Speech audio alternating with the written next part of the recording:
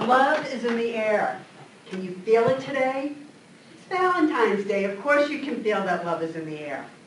And today, we show our love by flowers, maybe that wonderful box of candy, or how about that open heart collection with the diamonds that tell her how much you love her. The media tells us that these are all good ways and tokens of our expression of love that we should use. But I'll tell you, the flowers wilt, the candy gets eaten, and the diamonds lose their sparkle. When we talk about real love, love that sustains over years and years, it's those everyday actions, those everyday thoughts, those everyday gestures of yourself that really make the difference. That's what sustains marriages and relationships for 30, 40, 50 years. Madam Toastmaster, fellow Toastmasters, and most welcome guest, what a perfect day to tell you a love story. I'm going to tell you the story of Ruth and Frank, a.k.a. my mom and dad, whose marriage lasted 50 years. They met in the 1930s when they were just teenagers at Roseland Dance Hall in New York City. It was the happening place to go. Dad said he couldn't take his eyes off Mom. She looked really good in that sweater. We never got past that part of the conversation. Mom loved the way that Dad danced. He floated across the dance floor for a man his size. On top of that, he had an Irish pedigree that would be approved by Dad Carmichael. Their signature dance when they hit the floor was the Peabody. Peabody was a very fast dance. You back and forth. It had a degree of difficulty about it. And they glided across the floor, smooth as silk. It had a degree of difficulty, and it was fast.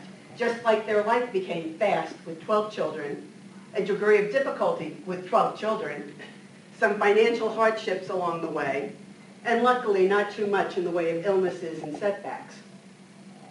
And as I reflect on their life, it was those things that they did in a typical day that really kept their marriage together and strong. They would wake up in the morning, 6 o'clock. Mom was a stay-at-home mom, 12 kids. She didn't have time to go work outside. But I'll tell you, she worked harder than most of us do today. After Dad was off to work and the kids were off to school, her day began.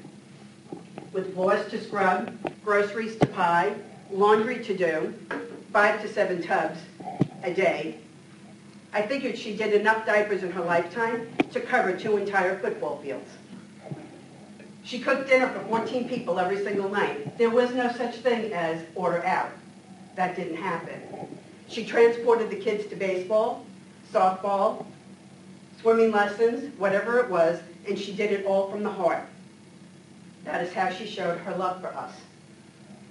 Dad, on the other hand, would call every day like clockwork. 12 o'clock, that phone would ring. Is your mother there? Just checking in. The mail come? How are the kids? What's for dinner? I have no clue what they talked about in those 5 or 10 minutes.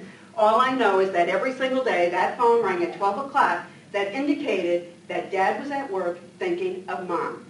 And he wanted to hear her voice and have that connection. At 4:30, Mom would go up and change and get ready for her Francis because heavens forbid he should ever see her looking kind of ratty after cleaning all day.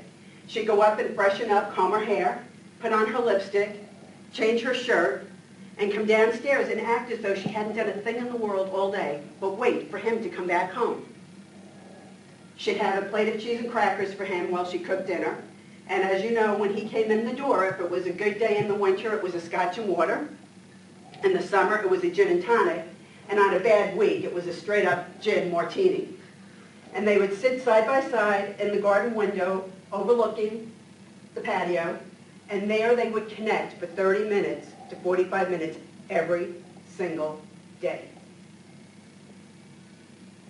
Never failed. And as children, we were told, do not interrupt this conversation. It is precious.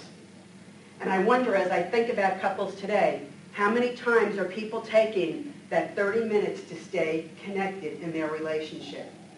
How many times are they making that space for one another? Dad took up golf in the 60s and 70s. Dad loved to party. He loved to entertain. It was not unusual for him to call at 4 o'clock in the afternoon on a Saturday after a couple of rounds in the 19th hole and say, "Hey, Ruth, I'm bringing home 12 people for dead chicken tonight." My mother would roll her eyes, hang up the phone, and say, "All hands on deck, clean off the counters, sweep the floor, set the table, you go to the grocery store." And when Dad walked in with his 12 buddies from the golf course, Mom was there, hostess as the mostess. She would never let him down and never embarrass him by not being ready to serve them. She got smart, though. In her 70s, she took up golf.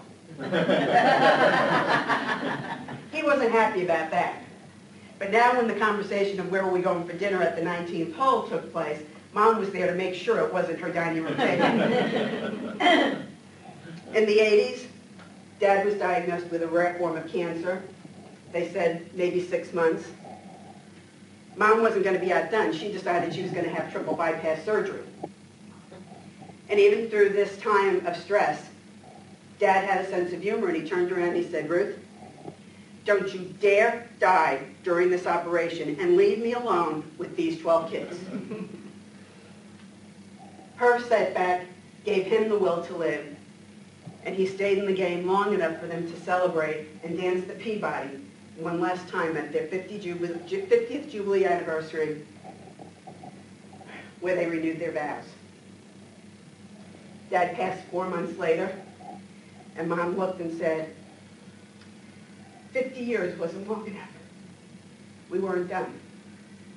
And I wish I had told him more often how much I loved him. That is love. That is the kind of love that endures 50 years. They left a legacy of 96 family members as a result of 12 children. I think that's a lot better than flowers, candy, and sparkling diamonds. This contest master.